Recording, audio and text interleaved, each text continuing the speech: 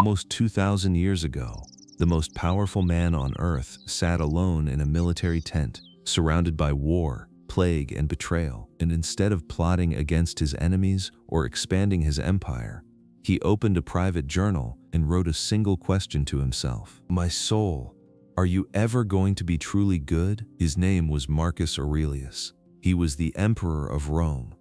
And the private journal he never meant for anyone to read became one of the most influential books in human history. This is Meditations.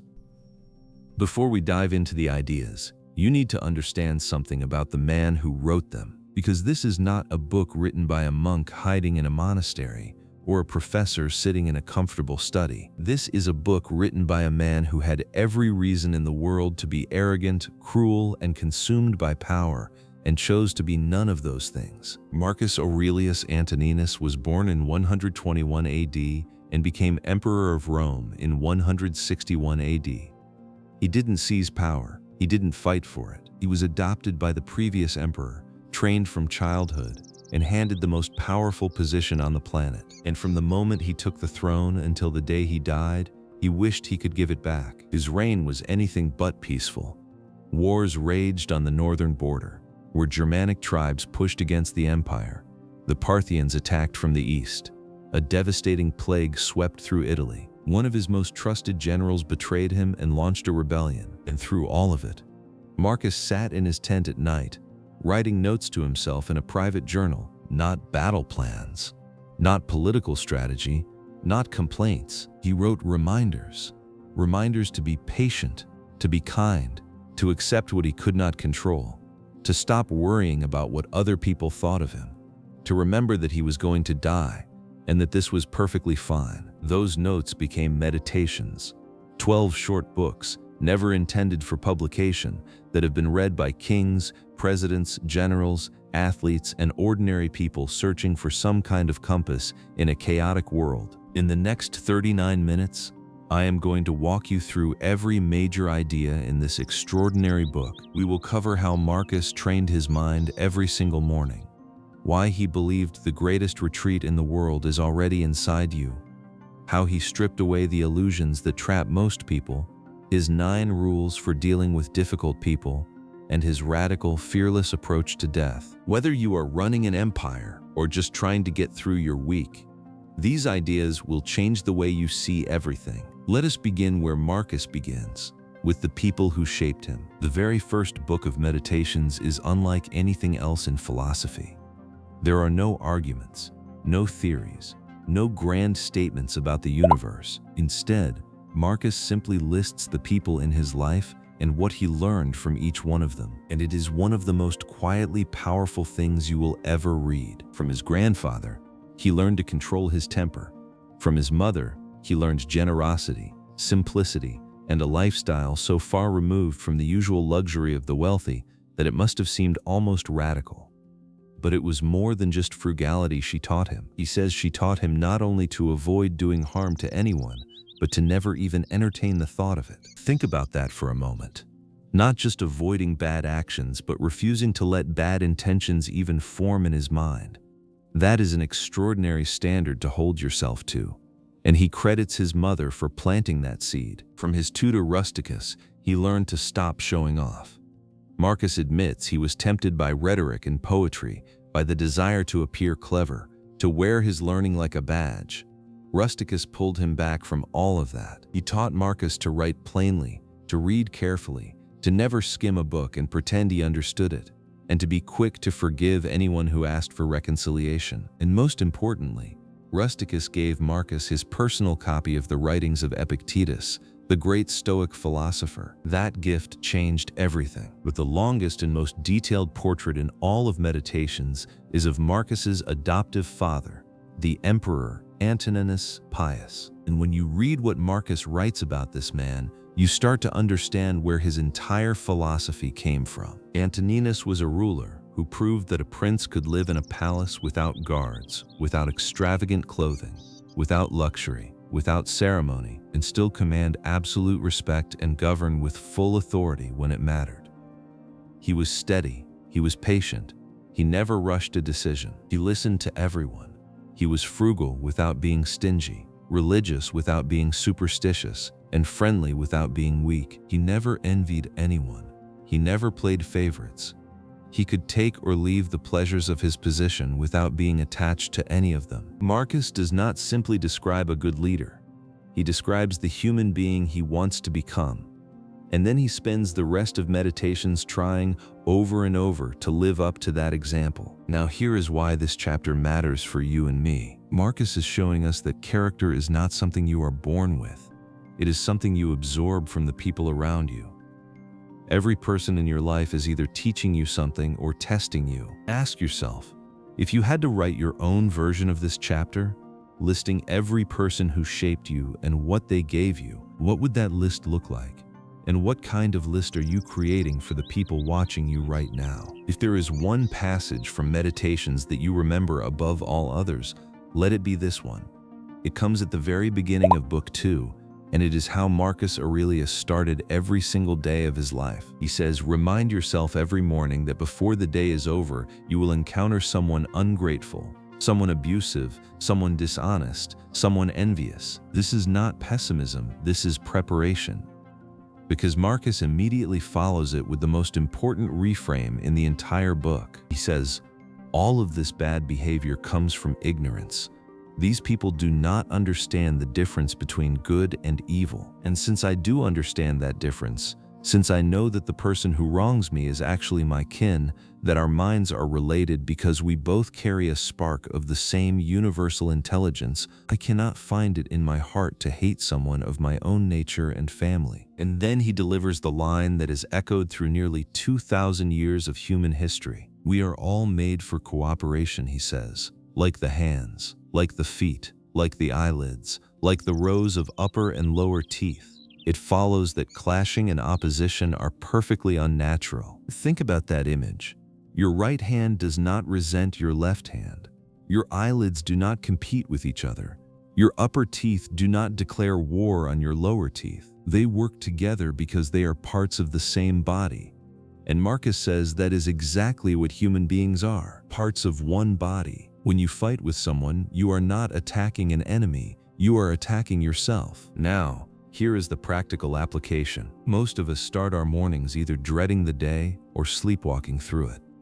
We check our phones, we absorb other people's problems before we have even brushed our teeth. And then when someone cuts us off in traffic or sends a rude email, we are blindsided.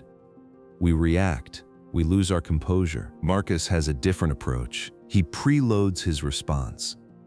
Before the day even begins, he has already decided how he will handle difficult people. Not with anger, not with resentment, with understanding, with the reminder that they are acting from ignorance, that they are his family, and that fighting them is as pointless as his hand trying to punch his own foot. But Marcus does not stop at how to deal with other people. He also confronts himself in these early pages with a question that most of us spend our entire lives avoiding. He says, "This body of yours is just blood and bones. Your breath comes and goes every moment. The only thing that truly matters is the ruling part of your mind, and you are old now. Do not let this noble faculty remain enslaved to selfish passions any longer. Do not let it quarrel with fate, be restless about the present, or afraid of the future. In other words, you have been wasting time. The clock is running.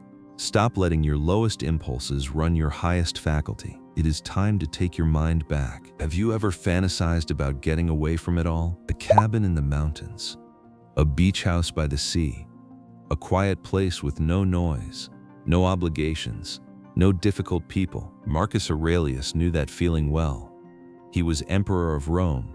He spent years on military campaigns, surrounded by death and politics and the constant pressure of governing an empire. If anyone had the right to crave escape, it was him. And yet he writes one of the most liberating passages in all of philosophy. He says, "People commonly go to the countryside, to the seashore, to the mountains for retirement, and you often earnestly desired this. But this is a vulgar fancy, because it is in your power to withdraw into yourself whenever you wish. There is no place in the entire world quieter than your own mind if your thoughts are such as to ensure you perfect calm within." Let that sink in. You do not need to be anywhere else.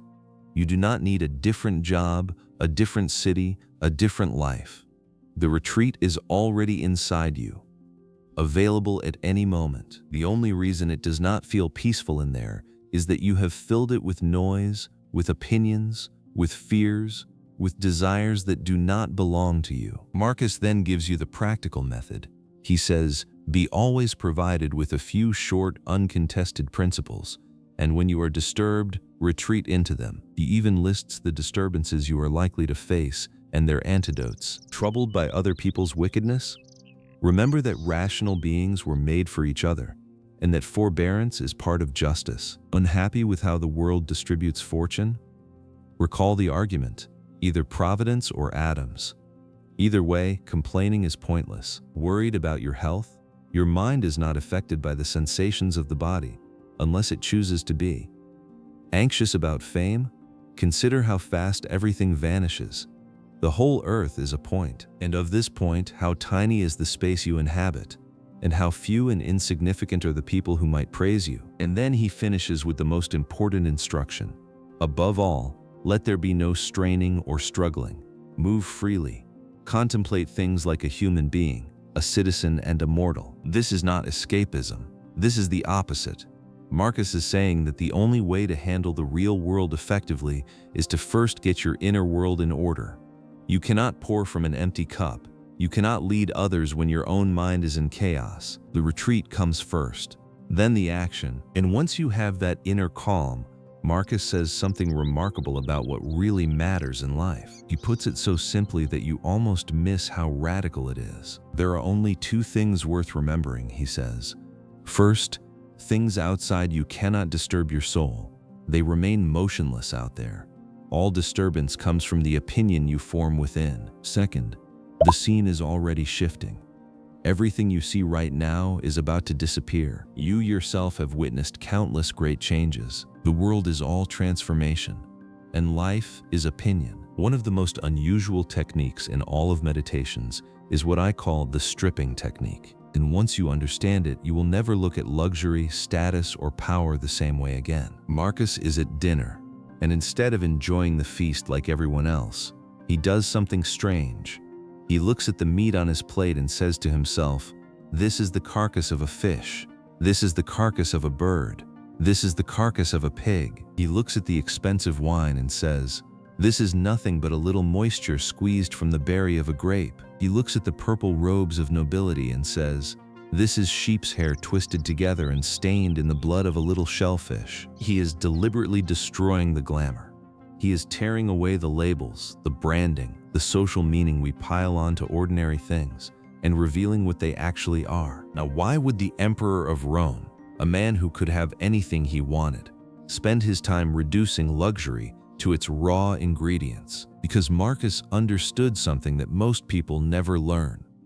The things that control us only have power because of the stories we tell about them. Strip away the story, and you strip away the power. Think about this in your own life. That designer handbag? It is leather, animal skin, stitched together. The brand name is a story someone told you. That luxury car, metal, rubber, and plastic arranged in a particular shape. The status it gives you exists only in the minds of people who will forget you existed within a generation. That job title on your business card?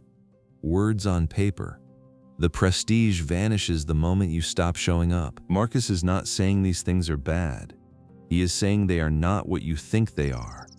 And when you see them clearly, they lose their grip on you. You can enjoy them or leave them. You are no longer enslaved. He applies this same technique to fame and reputation. He asks, who are the people whose good opinion you are chasing? If you examine their lives, you would find them confused, contradictory, barely able to please themselves, and yet you sacrifice your peace of mind to earn their approval? That is like a gemstone asking dust for permission to shine. In fact, Marcus uses exactly this image. He says he hopes an emerald keeps shining whether or not someone praises it. Gold does not become less valuable because you stay silent about it. A dagger does not lose its edge because no one mentions it, and neither should you. Let people talk and act as they please, Marcus says. I must be an emerald. and I must keep my color. If Marcus Aurelius had to reduce his entire philosophy to a single principle, it might be this one, and it is so counterintuitive that it has inspired entire books, military strategies, and business philosophies for centuries. In Book 5, Marcus makes a claim that sounds almost absurd at first. He says, "The mind converts and changes every hindrance into help. Whatever blocks your path becomes your path. The obstacle is not in the way. The obstacle is the way." He compares the mind to fire. When a fire is weak, a gust of wind will blow it out. But when a fire is strong and well kindled, it seizes on whatever you throw at it, devours it, and grows larger. The same wind that kills a small flame feeds a bonfire. And Marcus says your mind should work the same way. Problems, setbacks, difficult people, these are not interruptions to your life. They are the fuel. Think about this practically. You lose your job. That is the material you now work with. You get sick. That is the material. Someone betrays your trust. That is the material. The question is never whether you can avoid the obstacle. The question is whether your fire is hot enough to burn whatever lands on it. Marcus takes this even further with one of his most vivid images. He says, "Stand firm like a rock against which the waves batter endlessly. The waves crash and crash and crash, and the rock never moves. Eventually, the waves fall to rest at its base." And here is the part that most people miss. When something bad happens, Marcus says, the common reaction is to cry out, "How unfortunate this accident has made me." But the correct response, he says, is the opposite. "What a fortunate person I am for being unconcerned by this," because the event might have happened to anyone, but not everyone would have been so unshaken by it. The good fortune is not in avoiding the hardship. The good fortune is in your ability to bear it. This is not denial. This is not pretending that bad things are good. Marcus spent years fighting wars, burying friends, dealing with plague and famine and betrayal. He knew suffering intimately. What he is saying is that your response to the event is separate from the event itself, and your response is the only part you control. In Book 8, he puts this so clearly that it deserves to be remembered. He says, "If anything external vexes you, take notice that it is not the thing which disturbs you, but your notion about it. And that notion you may dismiss at once if you please. It is not the thing that disturbs you, it is your notion about the thing, and you can dismiss that notion whenever you choose." Now, does this actually work? Can you really just decide not to be bothered by something? Marcus would say, of course not, if you have never practiced. A man who has never trained cannot run a marathon, but a man who trains every morning, who builds his mental endurance day by day, that man can face anything. And that is what meditations is, a training manual for the mind. There is a passage in Book 5 that might be the most relatable thing Marcus Aurelius ever wrote, because it is about something every single one of us has experienced. Not wanting to get out of bed. Marcus writes, "When you find an unwillingness to rise early in the morning, make this short speech to yourself. I am getting up now to do the business of a human being. Am I going to complain about doing what I was made for, what I was sent into the world to accomplish? Was I designed for nothing but to lie beneath the blankets and keep warm?" And then he argues with himself. The lazy part of him says, "Well, lying under the blankets is comfortable." And he responds, "Were you born only for pleasure? Were you never to do anything? Look at the plants and birds. Look at the ants, the spiders, the bees. Every creature on earth is busy fulfilling its nature. Will you really be the only one that refuses to act like what it is?" And then comes the line that seals it. He says, "You have no true love for yourself, because if you did, you would love your nature and honor its wishes. When a man loves his craft, he will sweat and drudge to perfect it. A dancer lives to dance. A craftsman lives to build. But you honor your nature less than a carpenter honors his tools." This is Marcus at his most direct. He is not being philosophical here. He is being a coach. He is grabbing himself by the shoulders and saying, "Get up. The world needs you. Your comfort is not the point. Your contribution is." And then in the very same book, he addresses something even deeper. The feeling that you are not talented enough, not smart enough, not gifted enough to make a real difference. Marcus says, "Fine. You are not particularly witty. You do not have a gift for clever speech. Granted, but there are a great many other good qualities where you cannot pretend nature has failed you. You can be honest, you can be brave, you can endure hardship, you can despise shallow pleasure, you can be gentle and magnanimous, you can refuse to complain. Do not tell me you lack the capacity for these things. You have them in abundance. The only question is whether you will use them. This is one of the most empowering ideas in the entire book. Virtue is not talent.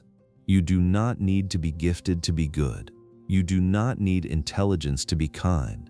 You do not need charisma to be honest. The qualities that matter most are available to everyone right now, without exception. The only obstacle is the decision to begin. Have you ever done something kind for someone and then felt a quiet sting when they did not acknowledge it? Maybe you helped a friend move, covered a coworker's shift, or went out of your way to support someone through a difficult time, and when the favor was never returned, or worse, never even mentioned, something inside you kept score. Marcus identifies 3 types of people when it comes to generosity. The first type does a favor and immediately demands payment. They want you to know what they did, and they want something back, right now. The second type is more subtle. They do not say anything out loud, but internally they have recorded the debt. They remember what they gave you. They look at you quietly as their debtor. But the third type, Marcus says, is something different entirely. They are like a vine that is satisfied by being fruitful in its kind and bears a bunch of grapes without expecting any thanks for it. A fleet horse does not make a noise when it has done well. A bee does not pause for applause after making a little honey. And a person who has done a kindness never proclaims it, but does another as soon as he can, just like a vine that bears again the next season. Think about that image. A vine does not count its grapes. It does not check whether anyone appreciated the last harvest before deciding to grow another one. It bears fruit because that is what vines do, period. Marcus says we should imitate those who are so generous they hardly reflect on their own kindness, not because gratitude does not matter, but because the moment you start keeping score, you have poisoned your own generosity. You have turned a gift into a transaction, and now you are not really giving at all. You are investing. This connects to one of the deepest ideas in meditations. Marcus believes that when a human being does something kind, they have fulfilled the purpose of their existence. That is the reward. He says man is made to be kind and to help others. When he does a good office and proves serviceable to the world, he has attained the end of his being. Asking for more is like an eye demanding a salary for seeing, or a foot demanding payment for walking. You were built for this. It is not extra credit.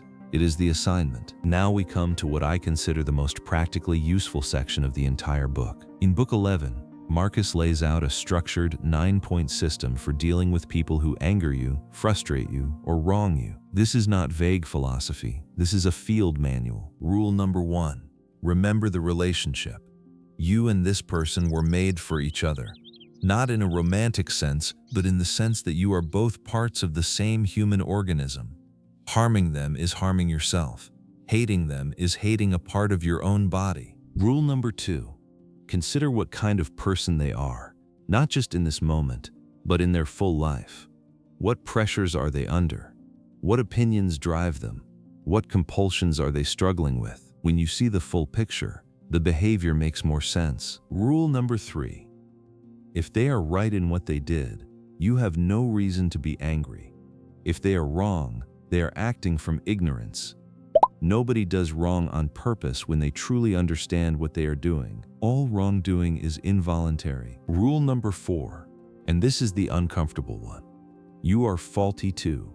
Marcus says, do not forget that you are like the rest of the world, faulty in a great many instances, and even when you avoid certain errors, it is not always because you are morally superior. Sometimes cowardice, vanity, or fear of consequences keeps you in line, not virtue. Rule number 5, you cannot always be sure that someone has actually done wrong.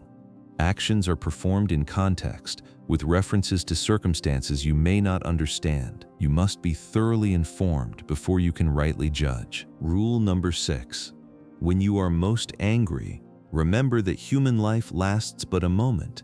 You will both be in your graves very soon. Is this really worth the energy? Rule number 7. This is the core insight. It is never their actions that disturb you. It is your own opinions about their actions. Dismiss those opinions and the anger evaporates immediately. Rule number 8. Consider how often anger and impatience prove far more destructive than whatever triggered them. The reaction causes more damage than the original offense. And rule number 9. The crown jewel. Gentleness is invincible, provided it is genuine, without hypocrisy or malice. Speak to the offender kindly, not with irony or sarcasm, not to impress an audience. Speak as you would to a confused child. Show them with examples that even bees do not sting their own kind, and cattle that live in herds do not attack each other. And Marcus adds a bonus, a 10th rule from Apollo himself. Wishing that bad people would stop doing bad things is madness. It is wishing for the impossible, but wanting them to spare you while they harm everyone else. That is arrogant as well as foolish. Now, I want you to think about the last time you were truly angry at someone. Run through these 9 rules in your head. Were you really wronged, or did your opinion create the wound? Were you sure of the full context? Did your anger actually accomplish anything useful? And most importantly, did you try gentleness, not weakness, not passivity, genuine, confident, calm gentleness? Because Marcus says it is the most powerful force on earth, and he spent his life testing it. If there is one theme that runs through every single page of Meditations, it is this: you are going to die. And Marcus does not whisper it politely. He says it over and over and over again, from every possible angle, with an intensity that forces you to stare directly at the thing most people spend their lives avoiding. Time, he says, is like a rapid river, a rushing torrent of everything that comes and passes. A thing is no sooner arrived than it is gone. Another is carried along behind it, and that too will be swept away. He uses the sweep of history to make his point unforgettable. Look at Vespasian's time, he says. What were people doing? Marrying, raising children, falling sick, dying, fighting, feasting, trading, farming, flattering, scheming, wishing for the death of their rivals, complaining about the times. And where is that entire generation now?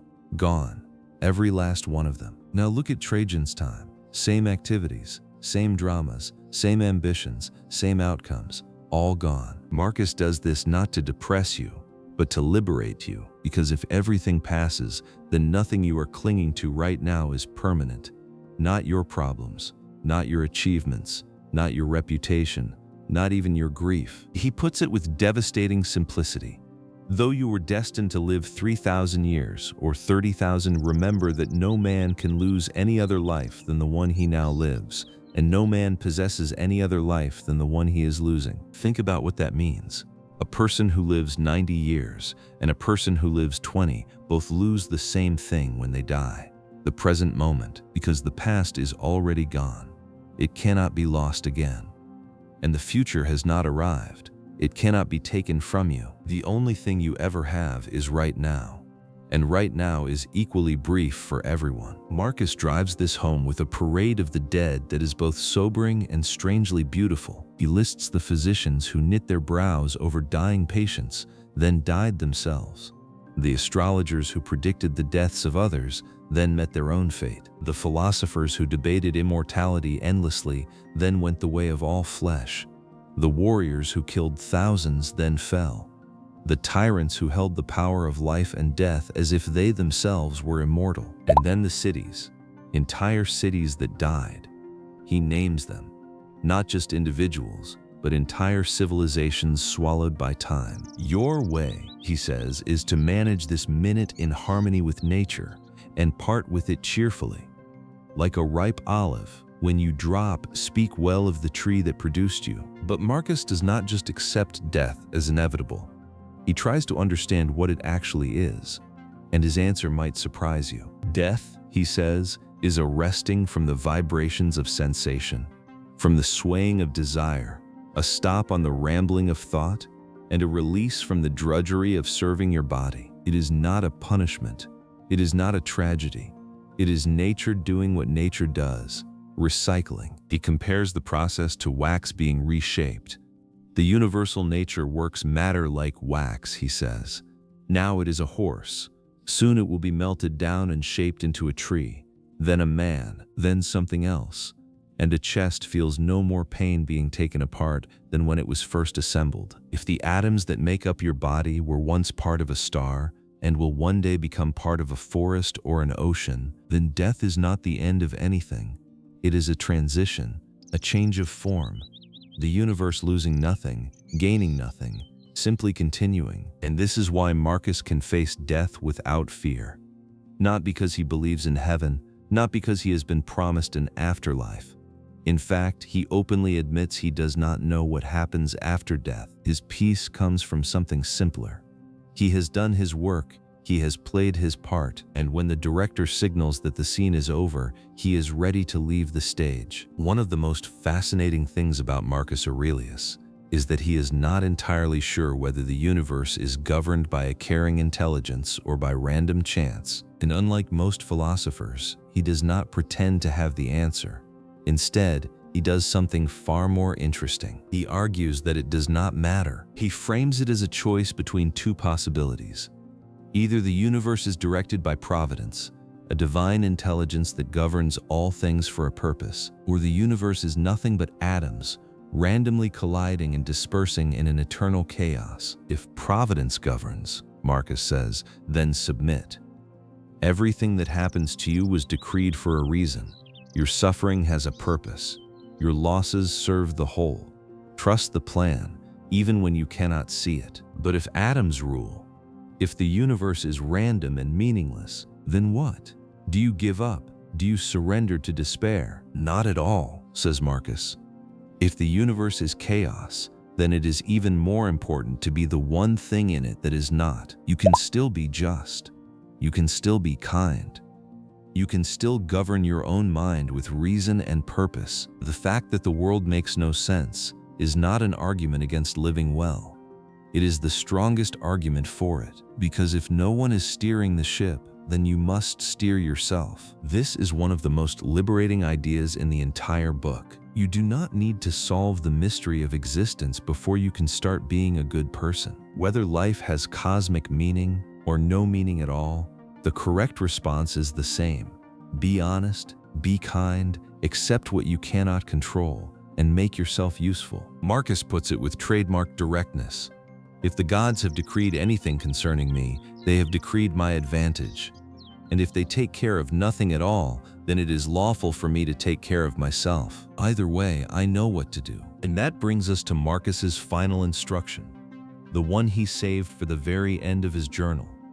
The one that, if you take nothing else from this video, should be the line that stays with you. He writes, "Spend no more time describing what a good person should be. Be one." That single line might be the most important sentence in the entire book, because Marcus recognizes the trap that every seeker falls into. We read the books, we attend the lectures, we discuss the ideas. We can describe in perfect detail what wisdom looks like, what virtue demands, what a noble life requires. And then we go right back to living the same way we always have. Marcus confronts this directly. He interrogates his own soul. My soul, he asks, are you ever going to be truly good, simple, and uniform? Are you ever going to get above wanting and wishing? Will you ever be fully satisfied? Or will you always be reaching for something outside yourself? This is not the voice of a man who has mastered life. This is the voice of a man who is still struggling, still falling short, still getting up the next morning and trying again. And that might be the most comforting thing about meditations. Even the philosopher king had to fight for his own peace of mind.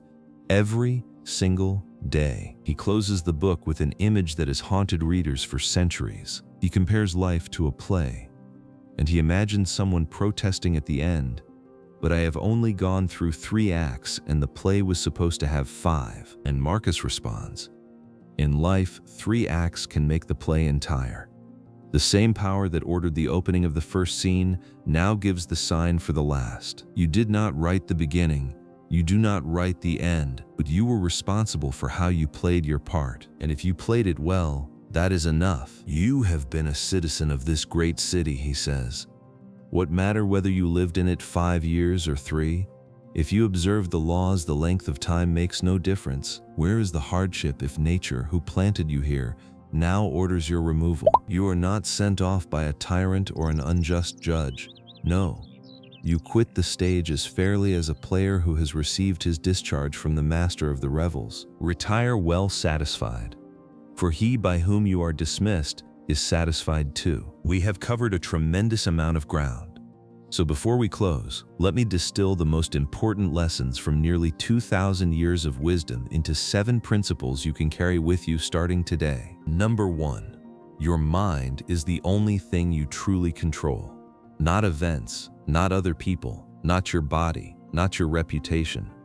The only territory that belongs entirely to you is the space between your ears. Protect it ferociously.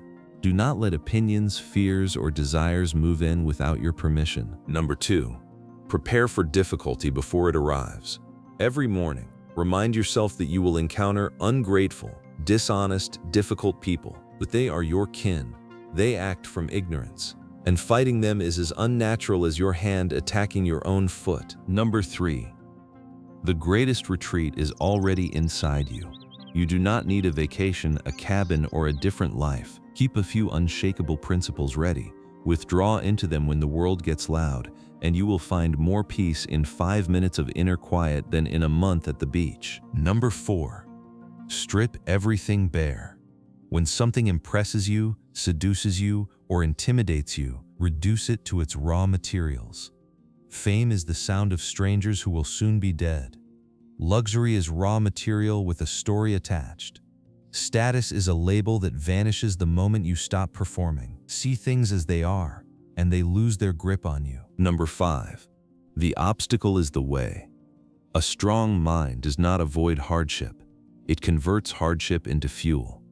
Like a bonfire that grows larger with everything thrown onto it, your resilience builds with every challenge you face. Number 6. Be the vine.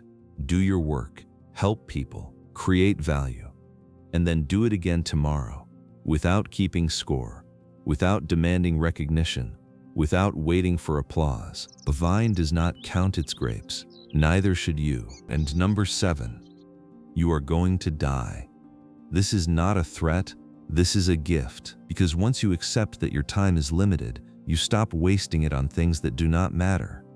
You stop postponing the life you actually want to live. And when the final scene arrives, you leave the stage the way Marcus did, satisfied that you played your part, however long or short, with everything you had. Nearly 2,000 years have passed since Marcus Aurelius wrote these words in a military tent on the edge of the Roman Empire.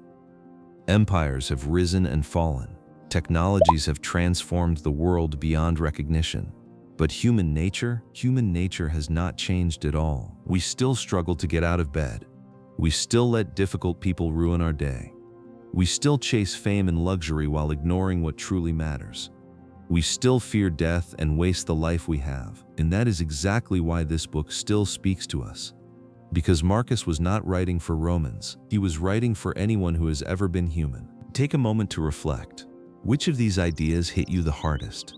Was it the morning speech, the inner retreat, the 9 rules for anger, the vine that never counts its grapes? Drop it in the comments below.